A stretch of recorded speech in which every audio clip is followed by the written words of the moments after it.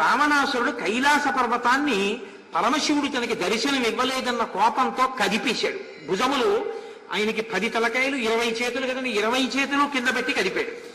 కదిపితే పరమేశ్వరుడికి ఆగ్రహం వచ్చింది. ఆగ్రహం వచ్చి కైలాస పర్వతాన్ని కదుపుతున్నాడన్న కోపంతో ఒక్కసారి తన బొటన వేలుతో కైలాసాన్ని నొక్కాడు. నొక్కితే 20 చేతులు కైలాసం కింద ఉండిపోయాయి. 1 సంవత్సరం పాటలా ఉండిపోయాడు. ఉండిపోయి పెద్ద రవం చేస్తున్నాడు. ఆ రవానికి సముద్రములు ఘూర్నిల్లాయి. ఎక్కడ ఏంట్రా ఈ అల్లరి 3 లోకములలో ఉన్న వాళ్ళు దేవేంద్రుడితో సహా ఉలిక్కి పడ్డారు. అంత పెద్ద అరుపులు అరిచాడు. మంత్రులు అన్నారు, అరిస్తే ఏమొస్తుందిరా, సామవేద మంత్రాలతో స్తోత్రం చేయి పరమేశ్వరుణ్ణి, ఆయన అనుగ్రహించి బొటనవేలు తీస్తాడన్నారు. అప్పుడు సామమంత్రములతో ఉపాసన చేశాడు. పరమేశ్వరుడు వచ్చి దర్శనమిచ్చి బొటనవేలు తీశాడు.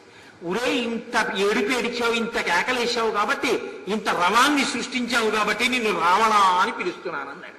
ఆయనకు ఆ పేరు నచ్చింది. ఆయన పేరు దశగ్రీవుడు. రావణ అని పేరెట్టుకున్నాడు.